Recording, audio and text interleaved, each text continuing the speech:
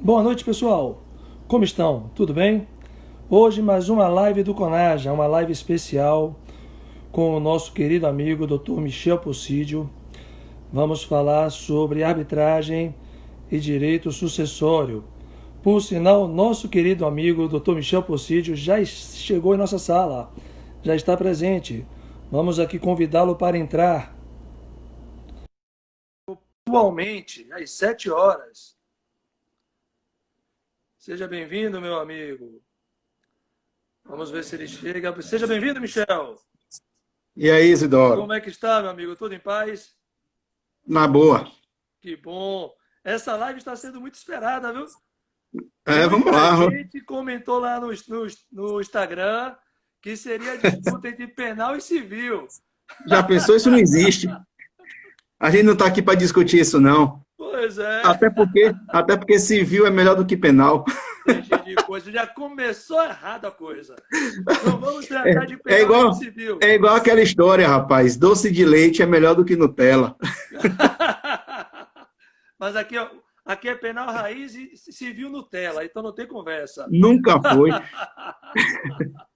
Bom, deixa eu aproveitar a oportunidade aqui, ó. João Carvalho já está presente. Barros Car Service também já está presente aqui na nossa sala. Renata Farias Renatinha, acabou de defender monografia agora. Disse que não pois perderia é. essa live de jeito nenhum. Fernando Oliveira, Felipe Vieira. Boa noite, Renata. Boa noite, Filipão foi nossos meu queridos. vizinho. Hein? Filipão, meu vizinho, Seu no vizinho, é? Costa Azul. Que Foi. bom. Sueli Sandra, nosso presidente do CONAJA, doutor Fábio Nobre, já Minha está mãe acabou de presente. entrar. Minha mãe acabou de entrar aí agora. Sua mãe, Guedalva Possídio, um grande abraço. Não tive a oportunidade ainda de conhecê-la pessoalmente, mas um dia terei. Hoje você viu ali no Quimuqueca, rapaz? Ah, é verdade! Estava seu pai e sua mãe. Verdade, eu cheguei a Isso. conhecê-la, verdade, verdade, verdade. Mas não tive a oportunidade de almoçar com ela nem de sentar para bater um papo. Ainda Então, não, mas ainda isso a não, gente mas vai resolver em teremos. breve. Isso a gente Teremos. resolve em breve. Adson Rocha também chegou. Carlos Nayara Nobre também. Luciane Luciane, Cunhas. Luciane Cunha. defendeu o TCC agora também. O professor Fábio Nobre está aqui. Saudações, ilustres professores. Saudações, professor Fábio Nobre. É uma honra tê-lo aqui, nosso presidente do CONAJA. Bom, Michel, Prazer. Silas Carneiro também defendeu monografia agora. Disse que se tirasse uma nota boa na monografia, pintava o cabelo. Pintou o Ele cabelo de pintou, louro. rapaz. Você viu, Não rapaz? é, rapaz? Tá parecendo um periquito assustado. Tamis também está aqui, Tamires. Alexandre Bahia. Cristiane Pinho também está aqui. Pessoal, Andréa Dea Pereira. Pereira, minha amiga lá de Juazeiro. Pois é, enfim. Eu acho que a live de hoje vai bombar, viu? Tenho certeza. Vamos lá. Serrinha, vai bombar porque você é uma pessoa querida, além de ser profundo conhecedor da matéria, mas é uma pessoa muito querida por parte de todos os alunos, dos Olha a amigos, das Cristiane pessoas aí, próximas. Tiane, Cris Renata já está dando Baixinha. risada. Bom, Michel, o papo de hoje é sobre arbitragem e direito sucessório. Na realidade, o objetivo dessas lives não é apenas fazer com que as pessoas conheçam um pouco mais do CONAJA, que é o Conselho Nacional de Justiça Arbitral, tá? Que é, na realidade, uma câmara arbitral formada de diversos árbitros, tá? Presidida pelo Dr. Fábio Nobre. Eu sou diretor executivo, nós temos outros membros e, consequentemente, toda vez que alguém quiser resolver uma lide de maneira pacífica, nós podemos utilizar a arbitragem. O objetivo é justamente esse: demonstrar para as pessoas que a arbitragem é possível em diversas searas do direito, em diversos ramos do direito. Já tivemos a oportunidade de conversar aqui sobre direito marítimo e arbitragem, já tivemos a oportunidade de conversar sobre direito administrativo e arbitragem, falamos de direito civil e arbitragem, de direito empresarial com o nosso querido Leandro Paraense, colega nosso de faculdade, e hoje, também no campo do direito civil, nós vamos falar agora sobre direito sucessório. Dia 16, nós estaremos fazendo uma live pelo YouTube. Tá? Nós vamos inaugurar o site do CONAJA na internet, pela internet. E vamos fazer uma grande live pelo YouTube, gravado na plataforma do YouTube. Dia 23, nós vamos fazer uma live com o professor Sandro. Tá? falando de arbitragem e direito no campo do direito civil. Tá? E no dia 30, para quem é fã, nós vamos fazer uma live com Bruna Cristiane, tá? Falando da arbitragem e a possibilidade de fazermos arbitragem dentro do direito trabalhista. Então, até o dia 30, nós temos aí várias lives já programadas, só aguardando os cards ficarem prontos. O de Bruna ficou pronto, tá? Tentei ficar simpático perto da beleza dela. Então, tá lá o card pronto. Assim que tivermos oportunidade, já vamos lançar o card de Bruna, com Bruna. O de Sandro, estou tentando trabalhar no Photoshop, tá? A imagem de Sandro. Rapaz, não tem jeito, não. Não tem mais jeito, não. Aí, estou tentando trabalhar, a doutora Rebeca está tentando, a Amanda Barbosa aqui, está presente, Adson Rocha. Amanda, leve um grande abraço. Amandinha, manda um abraço para Charles. Isso aí. Leandro acabou de entrar, direto ao direito. Direto ao direito. Foi nossa aluna, também já está aqui. Então, estou tentando trabalhar a foto de Sandro pelo Photoshop. Vamos ver como é que vai ficar. Tá? Não vai ficar. A minha foi fácil porque eu mandei uma foto bonita, como eu sempre sou, então não tem problema nenhum. Mas a de Sandro está difícil de melhorar. Mas vamos lá, meu amigo. Me fala um pouco, você que é mestre em direito civil, direito de família, fez o mestrado na Católica, em Direito de Família e Sociedade Contemporânea. Né? Mais ou menos, é assim que é o título do mestrado, né? Família e Sociedade Contemporânea. Família na Sociedade Contemporânea. Isso aí. Me fala um pouco, é possível nós utilizarmos a arbitragem no direito de família e, consequentemente, já que você vai tratar desse tema e vai iniciar tratando desse ponto, podemos utilizar a arbitragem no direito sucessório, uma vez que as pessoas só conhecem o direito sucessório no âmbito jurídico, na perspectiva de abertura de inventário judicial e, consequentemente, partilha de bens, ou do inventário extrajudicial, tá? Que é feito em cartório, aquele que pode ser feito, né? Que você pode, não tendo, na realidade, descendentes, você pode fazer aquele inventário extrajudicial, não é verdade? Mas é possível utilizarmos a arbitragem também para isso? Vamos lá. Primeiro, meu amigo Isidoro, senta. Leandro já reclamou aí que você está em pé. Não dá para eu sentar. Eu viajei e o local onde eu estou não dá para eu ficar. O local não dá para eu sentar. Vou ficar em pé hoje. Tá certo, então. Veja o seguinte: quando a gente fala dessa questão da arbitragem, ainda são poucas as pessoas, tanto pessoas naturais quanto pessoas jurídicas, que têm um desconhecimento, né, sobre essa possibilidade que nós temos de resolução de conflitos de forma extrajudicial, né? Então, a arbitragem ela funciona muito bem para essas situações. Tá certo? Veja o seguinte: quando você começa a discutir pela própria lei 9.307 de 96, né, alterada pela 13.129 de 2015, quando ela versa que a arbitragem ela tem o seu objeto mais restrito por conta dos direitos patrimoniais unicamente disponíveis, começam a se discutir a possibilidade dessa aplicabilidade tanto para o direito de família quanto para o direito das sucessões. Haja vista, a gente começa a pensar no direito de família como sendo algo de forma indisponível. Só que o direito de família, ele é muito mais, né, e o direito das sucessões, ele perpassa essa situação da indisponibilidade. Óbvio que, por se tratar, via de regra, das ações de direito de família como sendo consideradas ações de Estado, a priori você não teria a possibilidade de ter uma discussão jurídica fora do âmbito judicial, certo? Então, você inicialmente se pensaria da impossibilidade. Óbvio que você, em uma primeira visão, você não ia vislumbrar a possibilidade de se fazer um divórcio mediante uma arbitragem. Mas, o divórcio em si, não. Mas em relação à partilha de bens do casal, principalmente porque a divisão patrimonial, ela é efetivamente um direito patrimonial que é disponível. Então, não existiria óbice nenhum em você estar fazendo uma arbitragem nessa seara da divisão de natureza patrimonial, desde que, obviamente, pela própria lei, né, você verificasse a capacidade das partes em fazer isso, né, desde que também você não esteja interferindo no direito de filhos menores, porque aí você teria obrigatoriamente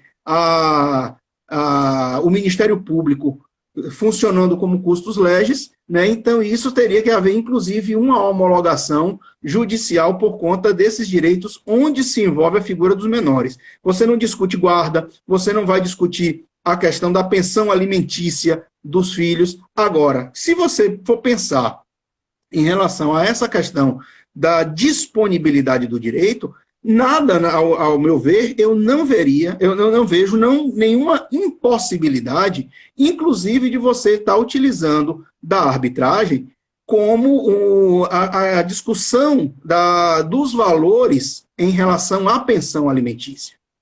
Né? Você não estaria renunciando a direitos, você estaria adequando à realidade algumas situações envolvendo a questão de natureza patrimonial. Até porque quem estudou já direito de família, ele verifica a necessidade de você analisar aquela trilogia do direito dos alimentos, né? A necessidade, a capacidade e a possibilidade de pagamento. Então, a necessidade ela está estabelecida. Agora, e a capacidade tem que haver, aí tem que se questionar. E a possibilidade do alimentante efetuar aquele pagamento? Isso poderia ser objeto de discussão da arbitragem? Eu não vejo impedimento nenhum em relação a isso, porque você estaria disponibilizando o patrimônio, inclusive do alimentante, para o cumprimento daquela obrigação alimentar. Até porque na própria execução de ação de alimentos, não necessariamente você tenha que ter o pagamento de alimentos apenas em pecúnia. Você poderia ter os alimentos in natura, como você também poderia ter os alimentos em pecúnia.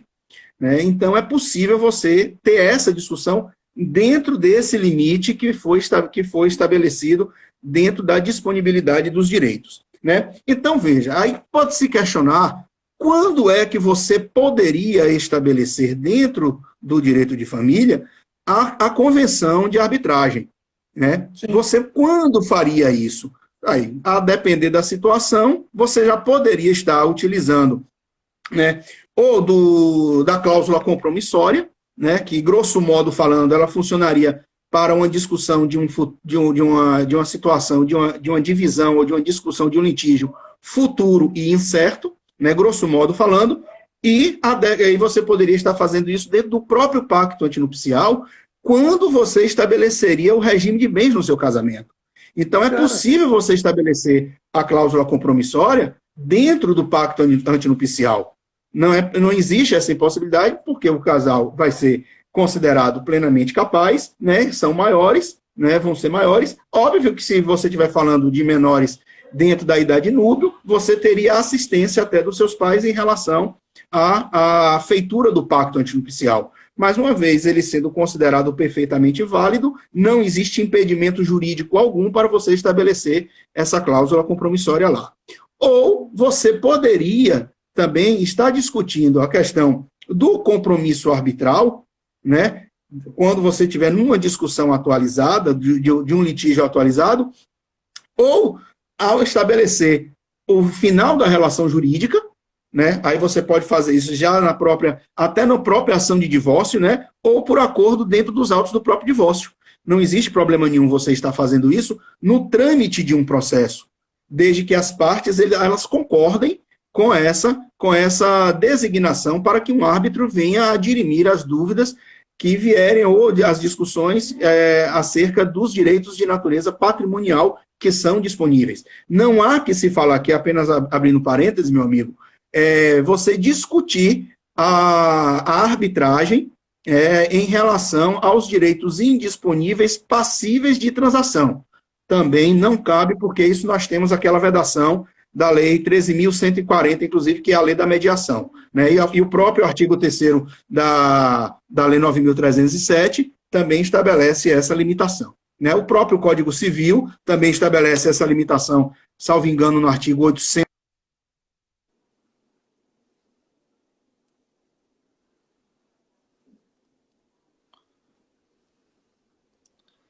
A internet travou. O CPC ele não criou nenhuma outra limitação em relação a essa possibilidade, ao contrário, ele até ampliou a força das decisões arbitrais. Né? Porque, inclusive, eu me esqueci, está me fugindo agora a memória, a questão, a lei que estabelecia a sentença arbitral como título executivo, inclusive judicial. Sim, a lei de arbitragem. Né? Na própria lei de arbitragem já tem. Né? Exatamente. Então, isso seria, você começaria a discutir essas possibilidades dentro do direito de família também. Né? Então, quando é que você poderia utilizar isso? Para você estar discutindo a partilha de bens, né? Quando você poderia até estar discutindo a alteração do regime de bens dentro do Pacto Antinupcial. Então, tudo isso é possível, até discussão em relação à pensão alimentícia entre cônjuges, né? Ou melhor, entre ex-cônjuges e até entre companheiros e ex-companheiros, porque você pode aplicar também a questão da união estável também, né, para essas situações de dissolução de sociedade conjugal. Plenamente possível se fazer isso, tá certo? Então, a arbitragem, ela funcionaria muito bem em relação a isso, que diminuiria até a morosidade desses litígios de natureza judicial e desafogaria o judiciário, né, as varas de família que já são assoberbadas de processo de divórcio, de discussão, que é uma coisa que poderia ser resolvida ali no momento.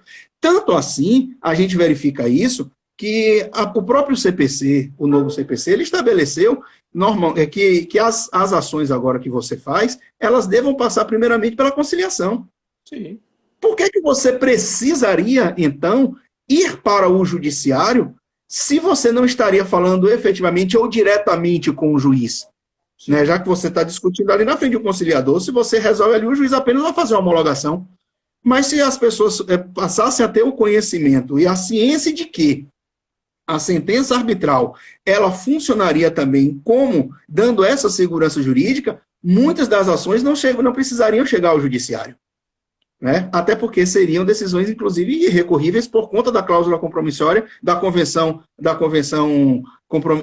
arbitral que foi estabelecida entre as partes. Eles plenamente capazes, decidindo o destino do seu patrimônio ali naquela relação jurídica que se pôs fim. Né? Em relação aos filhos, obviamente, como eu disse, não se aplicaria questão de guarda, discussão de guarda, nada disso. Bens indisponíveis.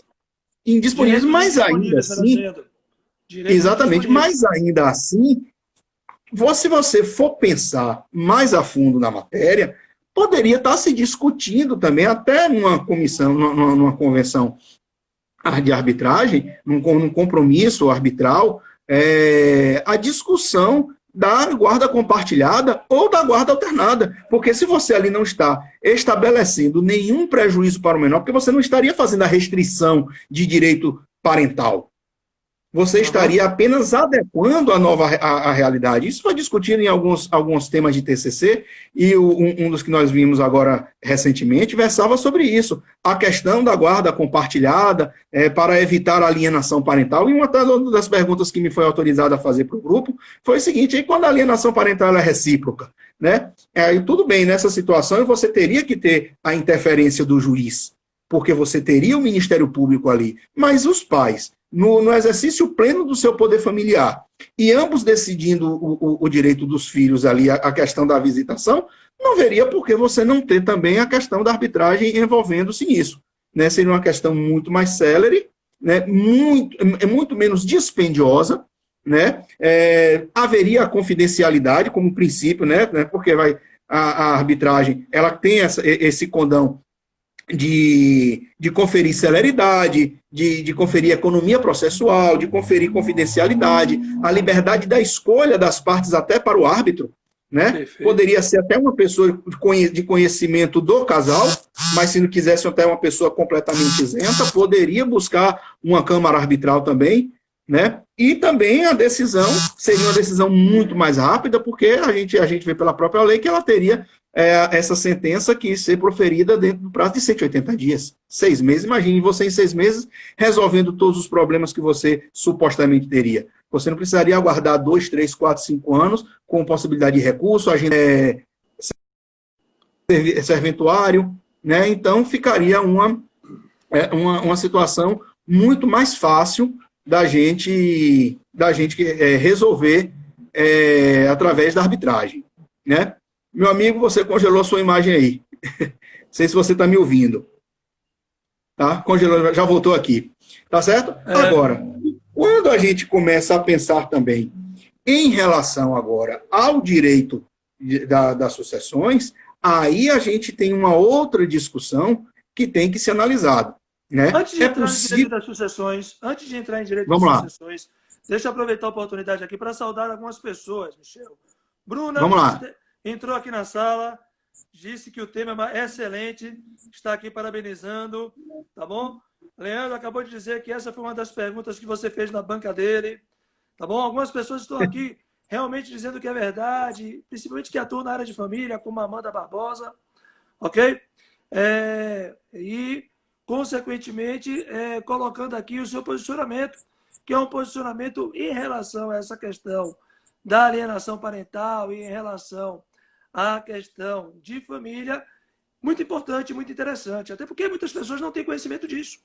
Tá? Essa possibilidade de podermos realizarmos a questão da separação, do divórcio, com descendentes, consequentemente utilizando a arbitragem, garantindo a eles direitos disponíveis.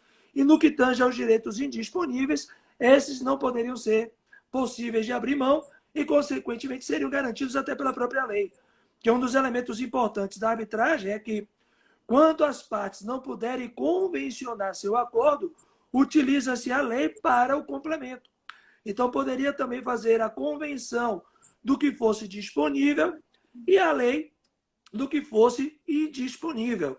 E, consequentemente, como muito bem você colocou, poderíamos utilizar, portanto, a arbitragem nesse quesito em relação à separação. Antes de entrar em direito sucessório, seria importante explicar, porque tem muita gente aqui no grupo que estão conosco que não são da área do direito, possivelmente. Então, antes mesmo de entrar no direito sucessório, seria importante colocar para as pessoas aqui a diferença da separação total de bens, da comunhão parcial de bens e da comunhão total de bens. Entendeu? Porque isso impacta diretamente também no direito sucessório. E quando você vai para a arbitragem, isso também é importante discutir. E ainda um outro elemento, quando nessas três situações no direito sucessório tem descendentes e quando não tem descendentes. Então nós temos aí três situações de acordo com o regime de comunhão e, ao mesmo tempo, duas situações com descendentes e sem descendentes. E aí você já entra nessa questão do direito sucessório. Aproveitar aqui, saudar também Leângela Cedrais, que acabou de entrar, Eduardo Augusto Reis, Sandro Morales, acabou, Nog Joyce acabou de entrar, tá? Aqui são alguns que eu já estou visualizando nessa live. É importante falar o nome das pessoas. Carla Descampos também acabou de entrar. Está te desejando um forte abraço, Michel.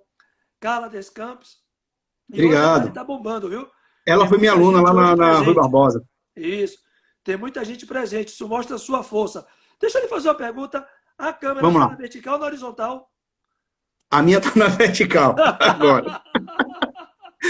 É que naquele dia da reunião...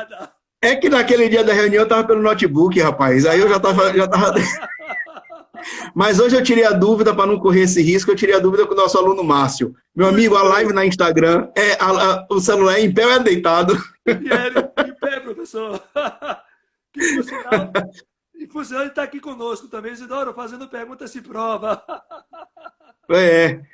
Diga a ele que se ele apertar muito o juízo da gente... Dá um show aí, vai. Viu? Se Márcio apertar o juízo da gente revoga a nota dele. Só dele. Ainda dá tempo. Dá tempo. Ainda não foi publicado no Diário Oficial, não. Ainda não. Tá, mas vamos lá. Antes de falar da questão do regime de bens de forma rápida, Isidoro, também seria importante a gente falar ainda dessa aplicabilidade da arbitragem no âmbito do direito de família, né? Porque se você já tem até, inclusive sem a manifestação, a homologação judicial, porque a gente tem, pela Lei 11.441 de 2007, aquela alteração que autorizou o divórcio e os inventários de natureza extrajudicial. Então, ali você não tem a intervenção judicial efetivamente, né? Você tem um setor, né, envolvido com a parte do Estado, né, o cartório funcionando como ente estatal, resolvendo ou dirimindo essas situações, desde que haja a concordância entre as partes, né? Como você bem pontuou aí, importante para alguns que não são da área, né, ou que já passaram, já esqueceram de algumas informações, a questão do regime de bens, ela vai trazer realmente uma diferença no regime de bens que foi estabelecido.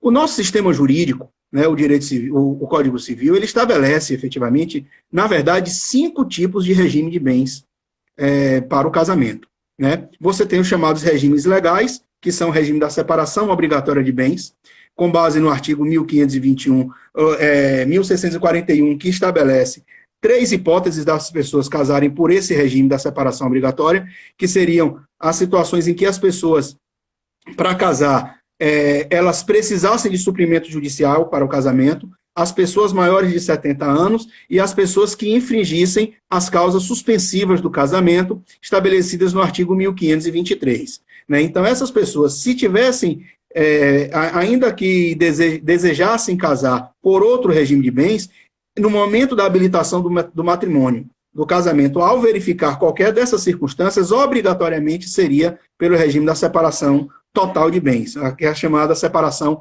obrigatória de bens. Mas, inclusive, em relação ao direito patrimonial, houve uma mitigação dessa situação, porque o Supremo Tribunal Federal, através da súmula 377, estabeleceu que os bens que forem adquiridos na constância do casamento, ainda que as pessoas casadas pelo regime da separação obrigatória de bens, constituiria ameação. Então, as pessoas que se divorciassem pelo regime e casadas pelo regime da separação obrigatória de bens, poderiam também utilizar-se da arbitragem para poder discutir essa divisão patrimonial, se elas forem plenamente capazes para essa discussão, né? O outro regime legal que nós temos é o regime da comunhão parcial de bens, né, que eu prefiro deixar ele mais ao final, para a gente falar, porque vai ser o outro tipo de regime legal estabelecido.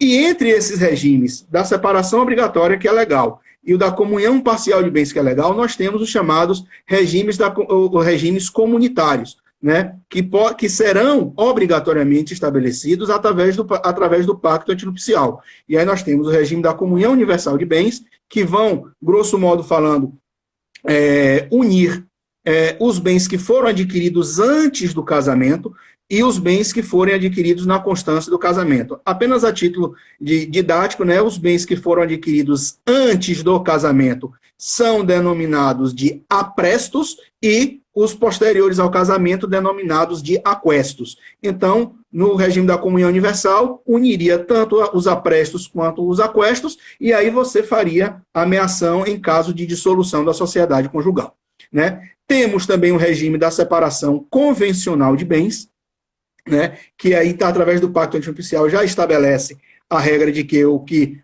é de um e o que é do outro, não vai se comunicar, a não ser que pelo próprio pacto antinupcial você relativize também esses direitos, né? Eu posso estabelecer, através do regime no meu pacto antinupcial, por exemplo, que o regime do meu casamento vai ser pelo regime da separação convencional de bens. Entretanto, em relação ao primeiro imóvel que for adquirido, ele vai constituir meação. Então, eu relativizo a separação convencional única e exclusivamente para esse bem, que poderia ser motivo de controvérsia em uma questão de separação, de um divórcio ou de uma dissolução da sociedade conjugal.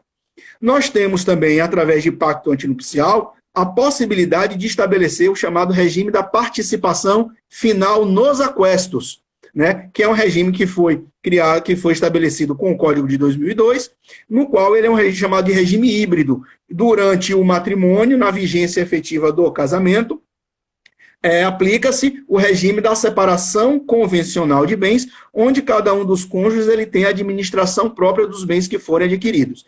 E havendo a dissolução dessa sociedade conjugal, vai haver ameação dos bens que foram adquiridos através do regime, como se você estivesse aplicando o regime da comunhão parcial de bens, que, como eu disse, é o regime legal aplicado de forma subsidiária. Ou seja, primeiramente, você vai verificar se é necessário a aplicação do regime da separação obrigatória de bens, Não sendo, vai se verificar a existência do pacto antinupcial para saber se existe algum regime convencional. Não havendo, aplica-se o regime da comunhão parcial de bens, no qual fica estabelecido que os bens que forem adquiridos na constância do casamento, dentro das exceções que a própria lei vai trazer, né, vai constituir a meação. Então, todos esses bens que são passíveis de serem meados, né, por conta de uma dissolução da sociedade conjugal, você pode estabelecer através da arbitragem, em caso você venha a ter a discussão,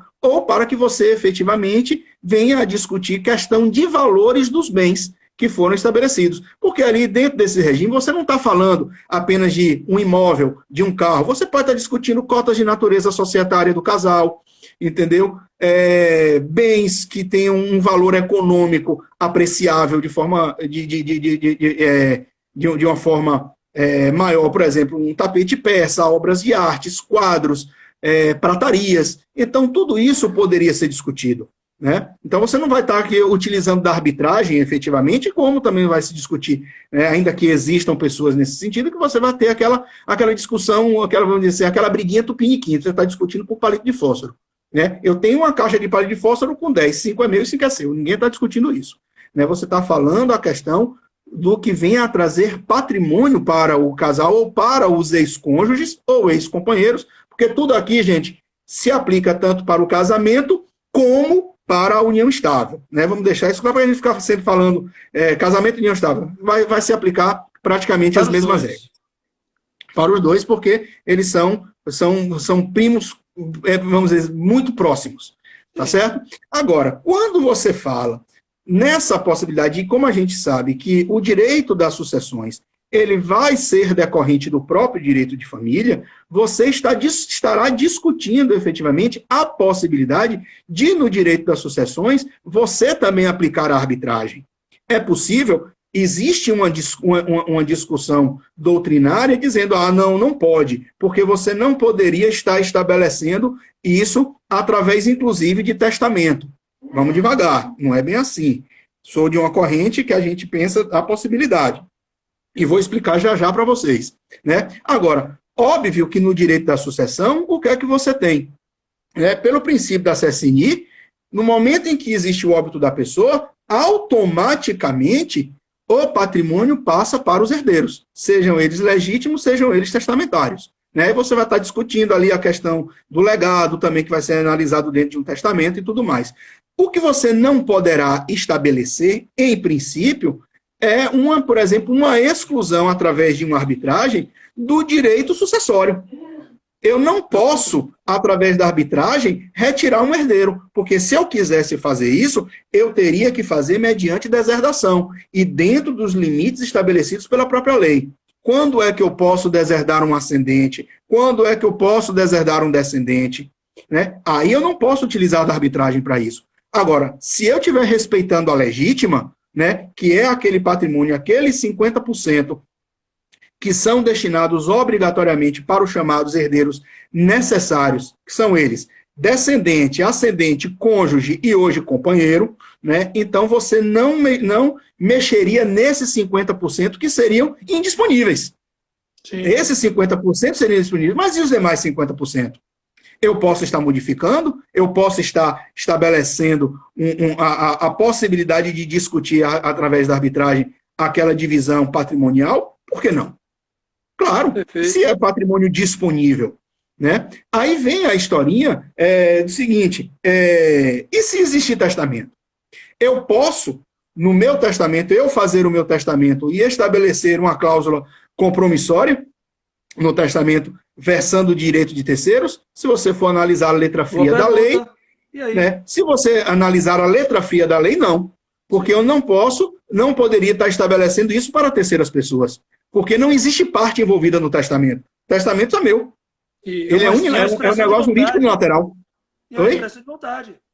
Exatamente. Mas quem disse que eu não poderia estabelecer dentro do meu testamento, versando sobre o meu patrimônio disponível, a possibilidade de estabelecer uma convenção arbitral ali, de que se dentro do patrimônio que é disponível houver disputa, ou tiver discussões, Por que que eu não poderia utilizar da arbitragem? Poderia sim.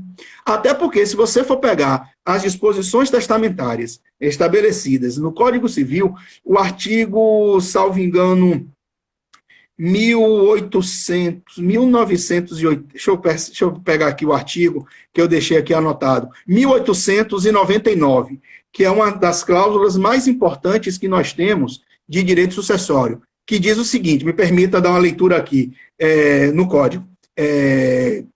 Quando a cláusula testamentária for suscetível de interpretação diferente, prevalecerá aquela que melhor assegure a observância de vontade do testador. Pronto. Então, estabeleci a regra principal, que é essa. Se eu tiver discutindo a disposição testamentária, o que é que o testador queria dizer com aquela cláusula testamentária? Eu posso ter estabelecido já também o compromisso, a cláusula arbitral, a convenção arbitral, para que se dirimam as dúvidas, vou ouvir as partes, né, vou ouvir até possibilidade, através de fazer uma diligênciazinha rápida das pessoas que conheciam o falecido, para poder entender qual seria a intenção dele. Eu gosto de trazer, inclusive, Isidoro, um caso, né, nas minhas aulas de direito de sucessão, que versa sobre essa situação. Vamos imaginar a seguinte situação. Eu faço hoje um testamento, né? Todo mundo sabe que eu tenho meu filho lá, Diego, que é o meu único filho que eu tenho, né? Aí eu chego e coloco lá. E vamos imaginar que, hipoteticamente, eu tivesse um segundo filho. Mas no meu testamento, o que eu faço hoje, eu coloco, eu deixo 30% do meu patrimônio disponível para o meu primogênito. Quem é meu primogênito? Diego. Pronto. Só que aí depois se descobre, depois da minha morte, que eu tinha tido um filho anterior a Diego. O meu primogênito seria esse filho. Só que a minha cláusula testamentária daria direito a Diego. Porque quando eu fiz o testamento, eu desconhecia aquele primeiro filho. Então, aí você não teria que estar discutindo arbitragem nenhuma, porque aí você está efetivamente analisando a intenção do testador, que era para aquele filho que era conhecido. Agora, e se ficar depois comprovado que antes da minha morte, que eu sabia daquele primeiro filho, e não fiz uma alteração testamentária depois, porque a gente sabe que eu posso modificar o testamento a qualquer tempo, e sem justificar nada. Mas se eu deixei aquela cláusula testamentária, deixando para o meu primogênito, e já tinha o conhecimento do anterior, o meu filho Diego poderia estar discutindo com o anterior. Aí a arbitragem, se tivesse estabelecida no testamento, poderia dirimir essa dúvida. Então eu não vejo proibição jurídica nenhuma de quando você ainda também está discutindo essas questões de natureza patrimonial. Tá certo? Diga aí, meu amigo. Deixa eu aproveitar a oportunidade. A Amanda Barbosa até contribuiu aqui com a sua posição, quando você falou do artigo em Direito Civil, colocando também que o enunciado 600 da 7ª Jornada de Direito Civil trata sobre a mesma matéria. Fabiano Carvalho está colocando aqui 2 feiras do direito. Parabéns aos professores Michel Possídio e Isidoro Orge.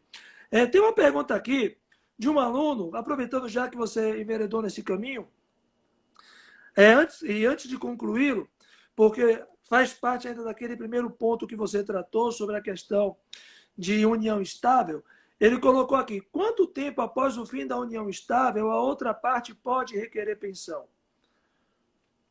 Ele fez uma pergunta que, na realidade, ficou um pouco fora da curva, daquilo que você... Mas vamos tirar a dúvida. Mas como está aqui, antes que as outras informações vão subindo a telinha, eu guardei para fazer perguntar nesta oportunidade para não deixar passar em branco. Dá uma palhinha aí, responda essa pergunta aqui rapidinho. É uma pergunta, vamos dizer assim, que às vezes fica meio complicada você responder, né, porque você não sabe qual é a situação do casal logo após a união estável. O tempo, o prazo, você não tem um prazo estabelecido, porque não existe uma prescrição em relação a isso, porque pensão alimentícia é um direito irrenunciável, não é um direito indisponível. Então, seria a priori imprescritível. Óbvio que você leva em consideração alguns parâmetros, né? E pelo que eu tenho visto nos estudos em relação a essa situação, normalmente os juízes eles deixam esse pedido de pensão em no máximo até 2 anos. 2 anos, né? Porque, inclusive, você não pode fazer o término do casamento ou da união estável como sendo uma previdência privada. né? Quando eu quiser, quando eu precisar, não é bem assim. Até porque qualquer que seja o pedido de pensão, seja para o ex-cônjuge, seja para filhos, tem que se provar a necessidade de ser alimentado, a capacidade e a possibilidade de pagamento. Óbvio que a pessoa também não vai ficar solta esperando apenas 2 anos. Isso vai variar muito de cada caso concreto.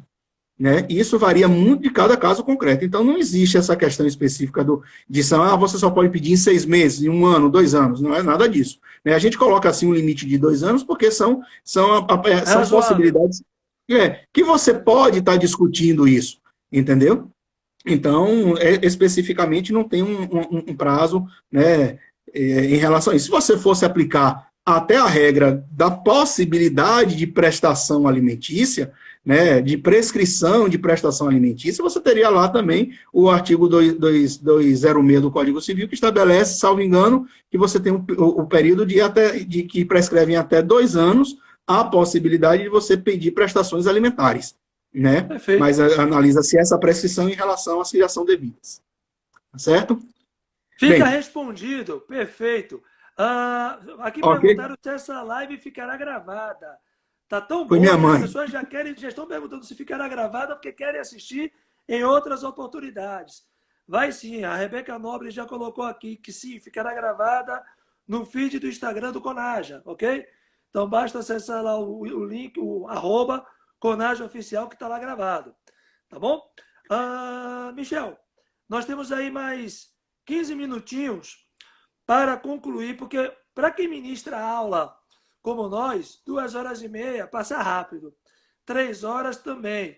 E 1 hora passa voando. É como se um cafezinho. Boa noite, é o cafezinho. É como se dessemos boa noite e tchau. Ou então eu e você parados para tomar um chopp e desse 2 copos e acabou a conversa. Não é verdade? Porque... Isso é um convite? Tá aceito. Isso é um convite? Tá aceito. Deixa passar a pandemia, que vamos comemorar a live e tomar um chopp juntos. A Carla Leite entrou aqui e disse que não perderia esse nosso encontro de forma nenhuma. Foi ela que fez a brincadeira que seria a disputa entre penal raiz e civil Nutella. Desculpe, entre penal e civil.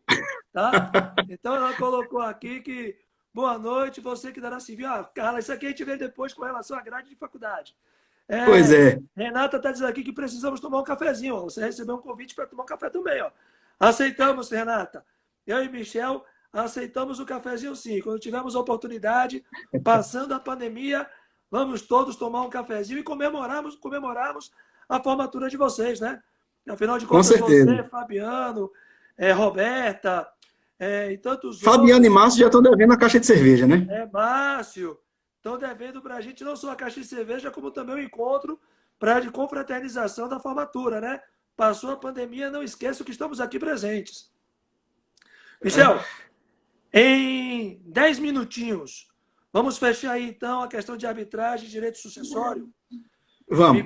Coloca um ponto aí que você acha que é importante e depois faça as suas considerações finais, os agradecimentos, para que nós possamos encerrar antes das 8 horas, senão o Instagram vai lá e corta a nossa Beleza. live.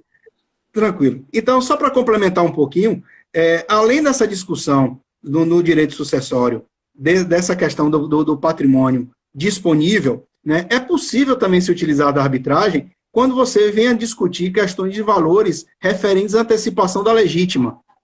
Né, a questão da antecipação da legítima, quando em vida a pessoa faz uma doação para o seu herdeiro, que ao momento da sua morte a pessoa deveria trazer a colação para não prejudicar o interesse dos seus co-sucessores.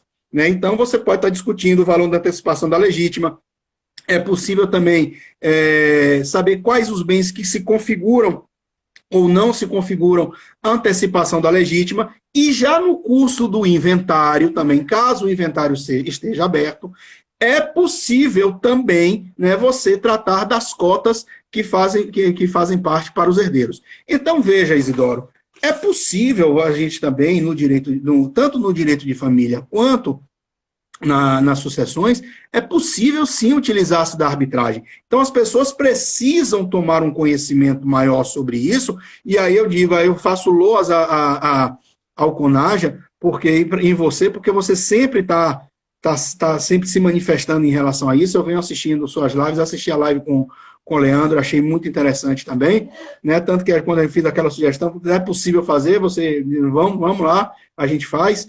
Então, veja que são situações que quem milita na área, né, em especial na área de família e na área de sucessões, sempre devemos buscar a parte da conciliação. Eu sempre digo para os meus alunos o seguinte: você discutir direito de família não é você querer brigar, você tem que ter o espírito conciliador, né? Você, como advogado, você é advogado de família, vai ser um bom advogado de família se você não estiver ali para discutir com o seu ex-adverso. Você tem que resolver a vida do seu cliente, mas de uma forma conciliatória, porque quanto mais se arrasta, pior para aquela situação, inclusive psicologicamente para o seu cliente, né? Então, nessas situações, quando você tiver a figura da arbitragem envolvida, é possível você resolver essas situações, essas pendências, né, que você não precisaria levar para o judiciário e esperar aquilo se arrastando manos a fio até você,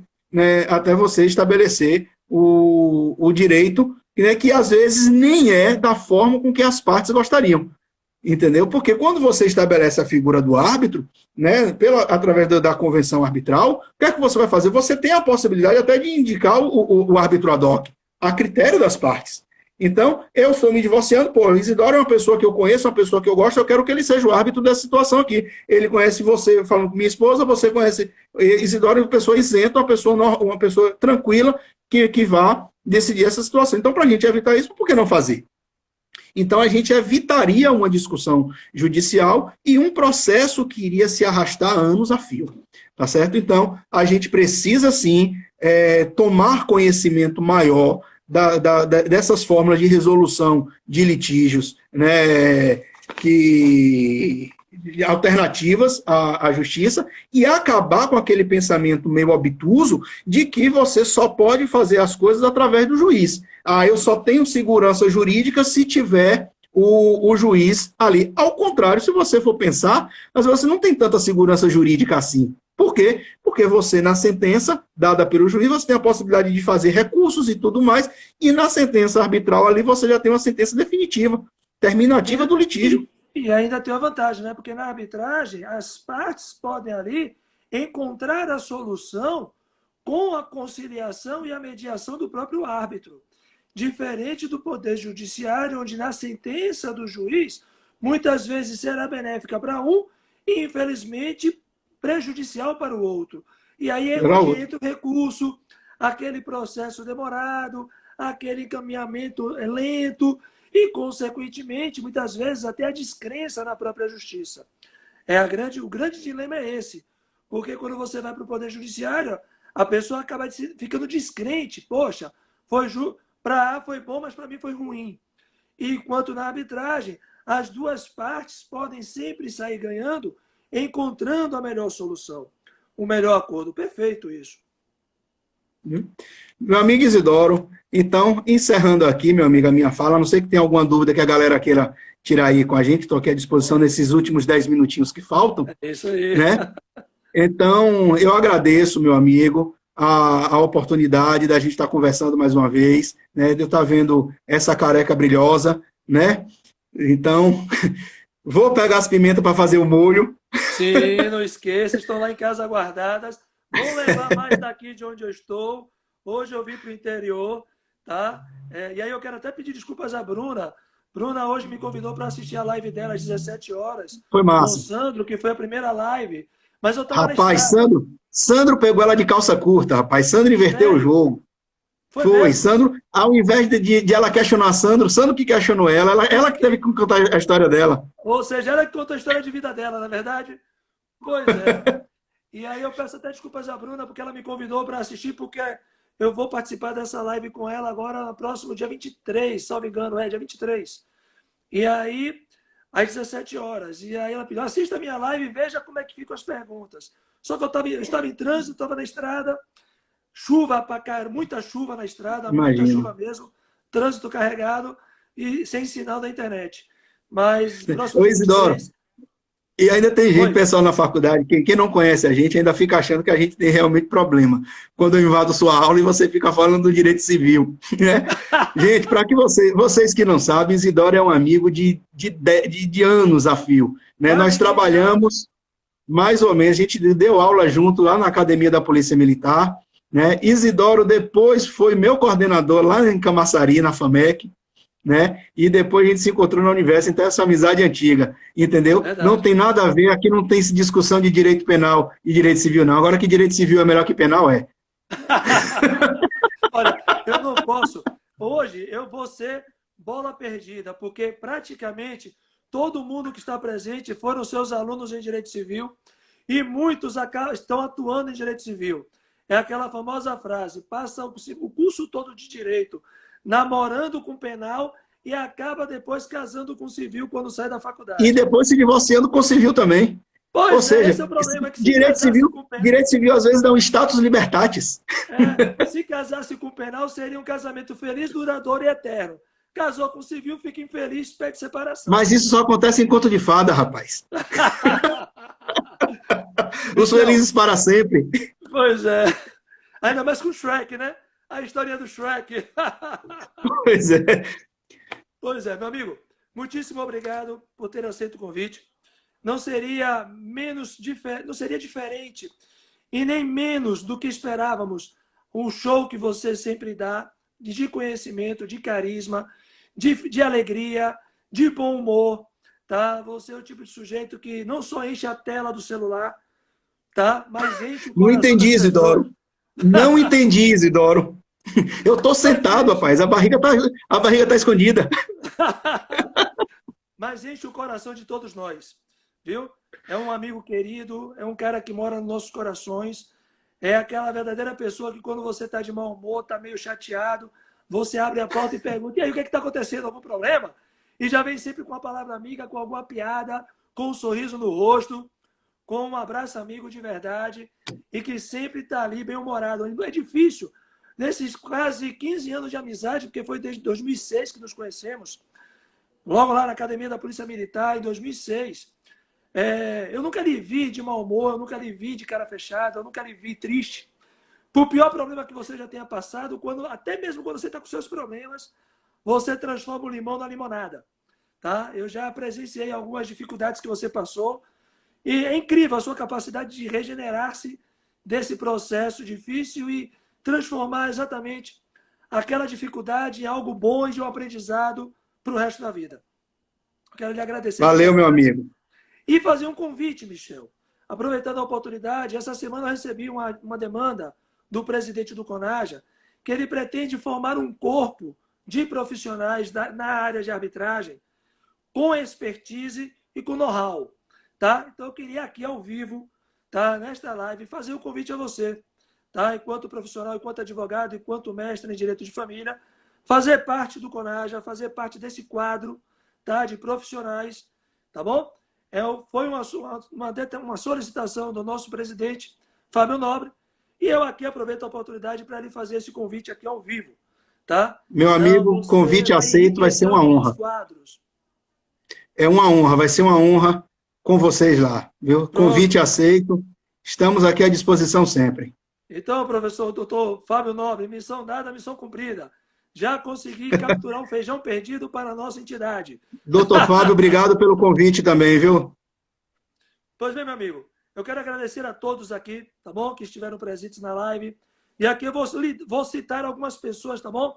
Talvez eu não consiga falar todos os nomes, mas Renata, André PSA, que já foi nosso aluno, hoje é advogado, e anda conosco de Harley Davidson. Tá? Eu quero ir no PA com o Michel e dar um rolê de Harley com o Isidoro. Pode crer, André. Terminou essa pandemia, ponte aérea, cerveja gelada e Harley Davidson daqui até Maçã do Pior para comer um pastel. Pode ficar Se fosse Maurício aqui, hein? Uhul! Pois é, uhul!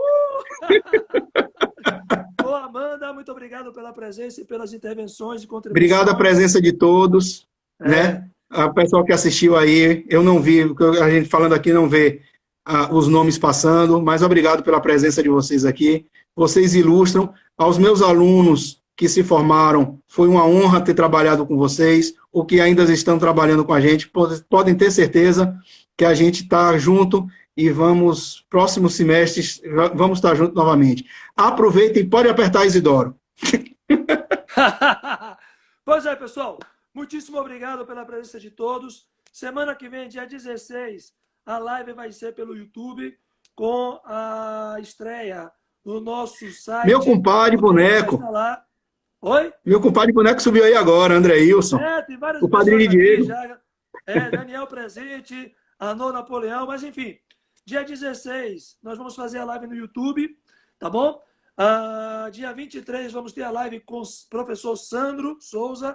E dia 30, vamos ter a live com a professora Bruna Cristiane. Pessoal, muitíssimo obrigado. Valeu, Michel. Gratidão. Muito obrigado. Obrigado a todos. E até a próxima oportunidade. Valeu, pessoal. Um abraço de coração. Tchau, tchau. Até logo. Um abraço, gente. Um abração.